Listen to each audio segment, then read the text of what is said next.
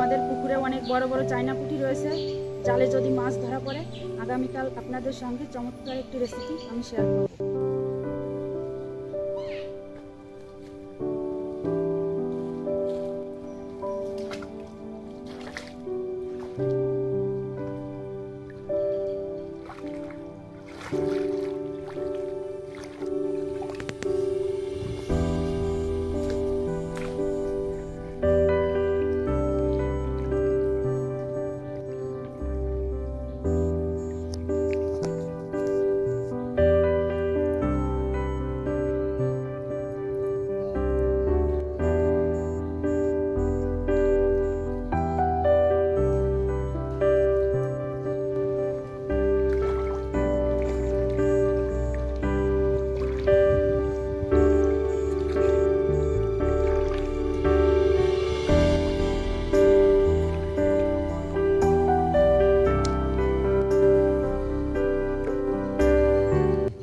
আগামীকাল সকালে এসে দেখব মাছ পড়ছে কি।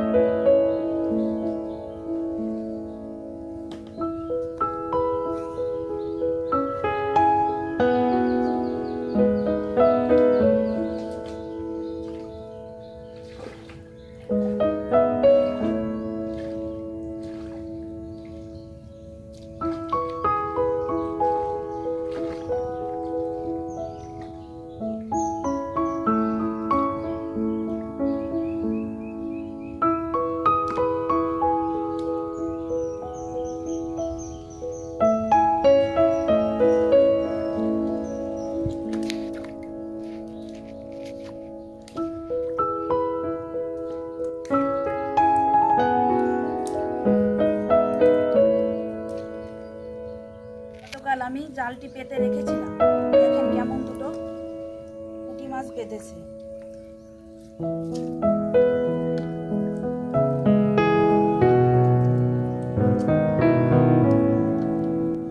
দেখেন ছাড়াতে খুবই অসুবিধা হচ্ছে।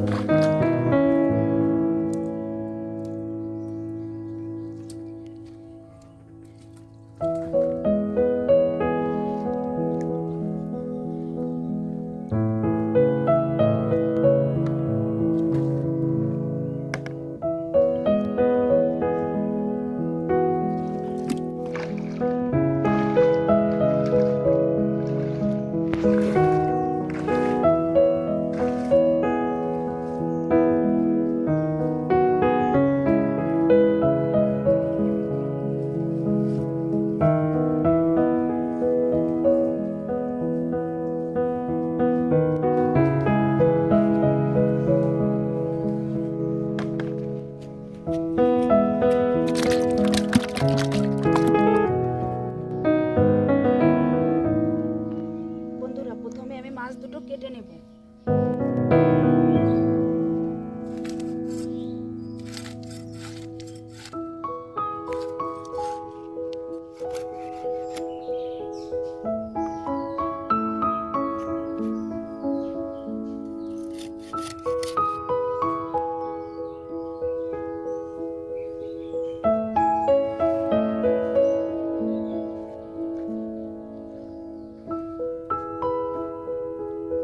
আমার মাছগুলো কাটা হয়েছে, এখন ধুয়ে নেব।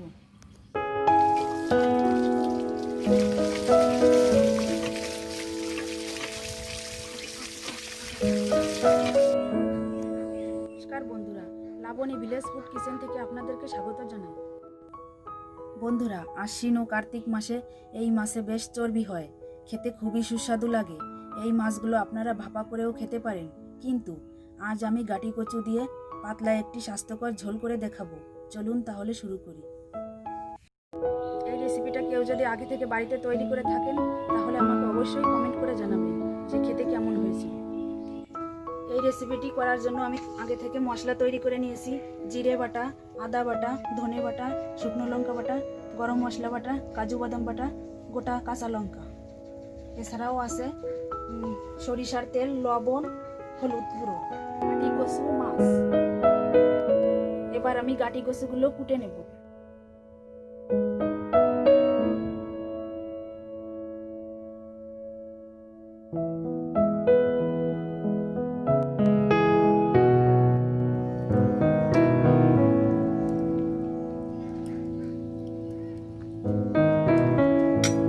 মাছগুলোতে ভালো করে লবণ হলুদ মাখিয়ে নেব।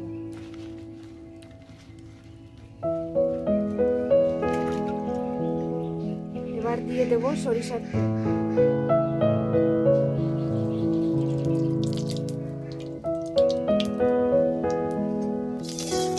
বন্ধুরা, আমি প্রথমে মাছগুলো ভেজে নিব।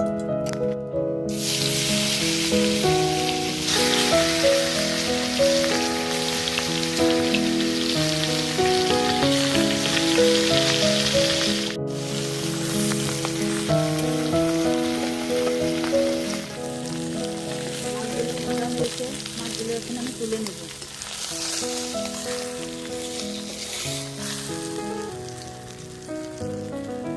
এবার গাটি কচুগুলোকেও ভেজে নেব। একটুখানি লবণ দিয়ে দেব, একটুখানি হলুদ দিয়ে দেব।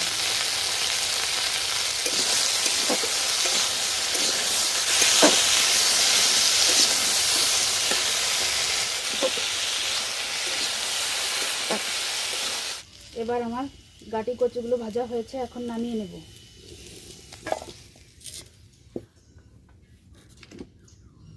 এবার সরিষার তেল দিয়ে দেব।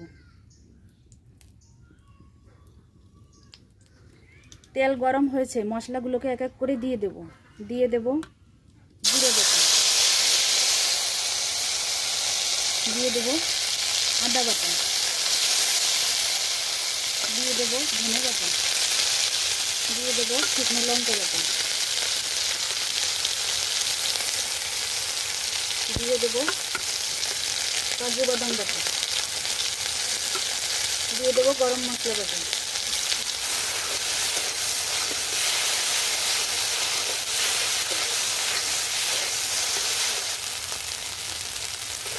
মশলাটা আমার কষানো হয়েছে, এখন গাটি কচুগুলো দিয়ে দেব।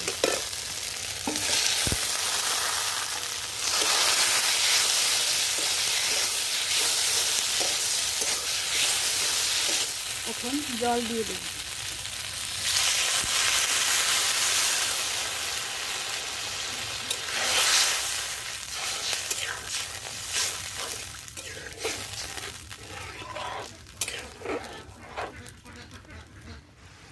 পরিমাণ মতো লবণ দিয়ে দেব।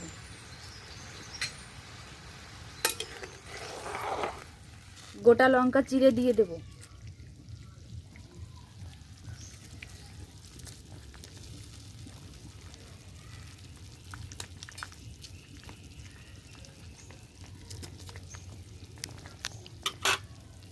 এবার ঢেকে দিব।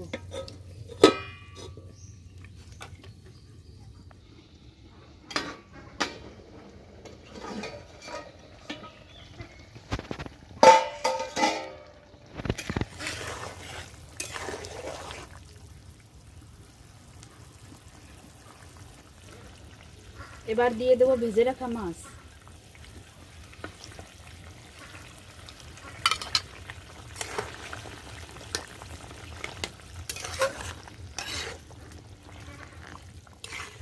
আর একটু ঢেকে দেব।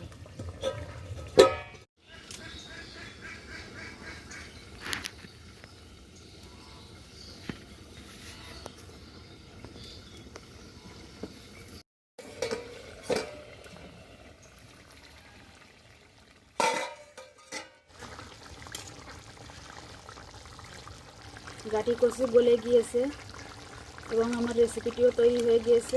এখন আমি নামিয়ে নেব।